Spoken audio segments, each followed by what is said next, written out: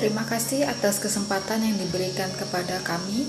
Kami dari kelompok 4 yang terdiri dari Ella Konstansia, Henny, dan Julius.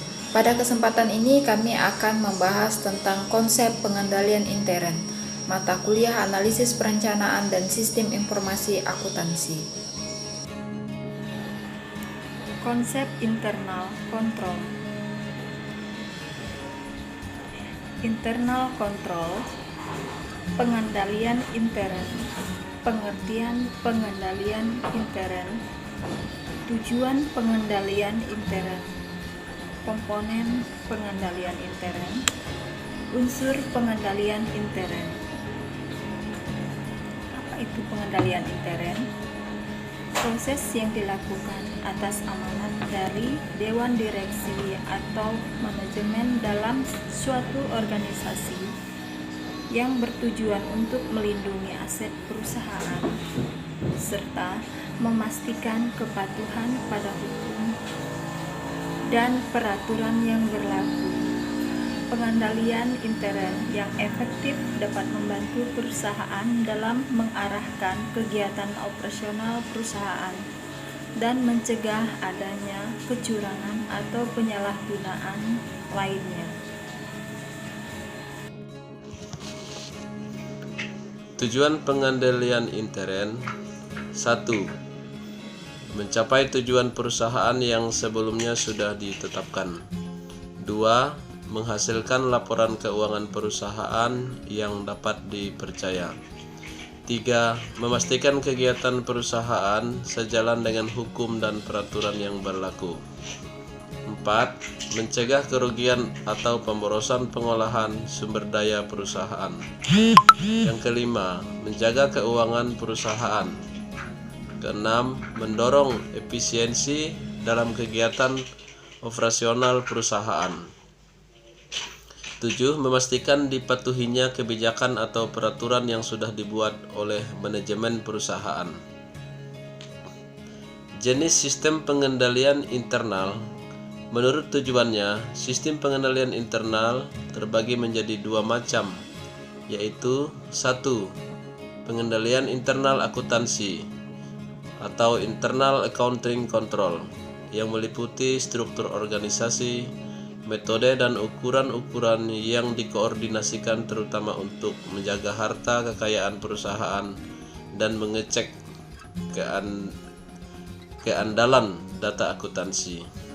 Kedua, pengendalian internal administrasi, internal administration control, yang meliputi struktur organisasi, metode dan ukuran-ukuran yang dikoordinasikan terutama untuk mendorong dipatuhinya kebijakan manajemen. Komponen pengendalian intern. Yang pertama, lingkungan pengendalian atau control environment. Lingkungan organisasi meliputi norma-norma kejujuran karyawan dan kemampuan manajerial.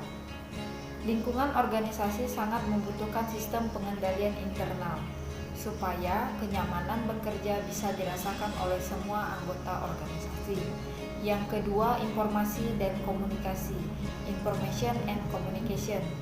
Informasi dan komunikasi yang baik akan mempengaruhi keputusan dalam organisasi. Informasi atau peristiwa yang terjadi di organisasi harus selalu diupdate ke pihak manajemen. Informasi bisa berasal dari pihak internal dan pihak eksternal organisasi. Yang ketiga, prosedur pengendalian, control activities. Kebijakan atau prosedur yang dibuat untuk memastikan tercapainya tujuan perusahaan dan mencegah terjadinya kecurangan. Yang keempat, penilaian risiko, risk assessment. Identifikasi, analisis, dan pengelolaan risiko suatu organisasi. Suatu risiko yang telah diidentifikasi dapat dianalisis sehingga dapat diperkirakan tindakan yang dapat meminimalisirnya. Yang kelima, yang paling penting itu adalah pengawasan atau monitoring. Proses untuk menilai kualitas kinerja pengendalian intern suatu organisasi. Pengawasan dilakukan untuk menemukan kekurangan serta meningkatkan aktivitas pengendalian internal.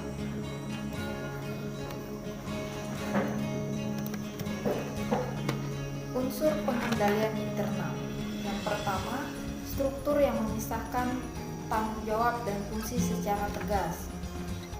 Harus dipisahkan antara fungsi-fungsi operasi dan penyimpangan dari fungsi akuntansi.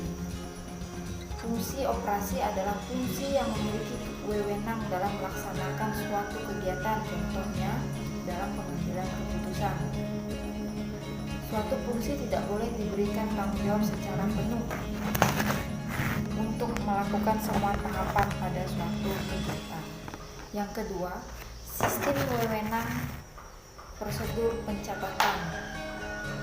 Dalam organisasi, setiap transaksi biaya hanya terjadi atas dasar otorisasi dari pihak yang memiliki wewenang untuk menyetujui terjadinya transaksi tersebut. Sehingga, dalam organisasi harus dibuat suatu sistem yang mengatur pembagian wewenang untuk setiap otorisasi atas terlaksananya setiap transaksi. Yang ketiga, praktik yang sehat dalam melaksanakan tugas dan fungsi setiap unit organisasi. Cara-cara yang dapat digunakan oleh perusahaan dalam melaksanakan praktik yang sehat adalah penggunaan formulir bernomor urut cetak yang pemakaiannya harus dipertanggungjawabkan oleh yang berwenang. Keharusan mengambil cuti bagi karyawan yang berhak. Setiap transaksi tidak boleh dilaksanakan dari awal sampai akhir oleh satu orang atau satu unit organisasi tanpa ada campur tangan dari orang atau unit lain, organisasi lain. Pemeriksaan mendadak dengan jadwal yang tidak teratur. Perputaran jabatan yang diadakan secara rutin yang akan menghindari persekongkolan para pejabat dalam melaksanakan tugasnya. Secara periodik diadakan pencocokan fisik kekayaan dengan catatannya. Pembentukan organisasi yang bertugas untuk mengecek aktivitas unsur SPI yang lain. Yang keempat, karyawan yang mutunya sesuai dengan tanggung jawabnya. Organisasi untuk mendapatkan karyawan yang kompeten dan dapat dipercaya bisa ditempuh dengan berbagai cara, antara lain seleksi calon karyawan berdasarkan kriteria persyaratan yang dituntut oleh jenis pekerjaannya, pengembangan pendidikan karyawan selama menjadi karyawan perusahaan sesuai dengan tuntutan perkembangan pekerjaan. Demikianlah yang dapat kami sampaikan dari kelompok 4.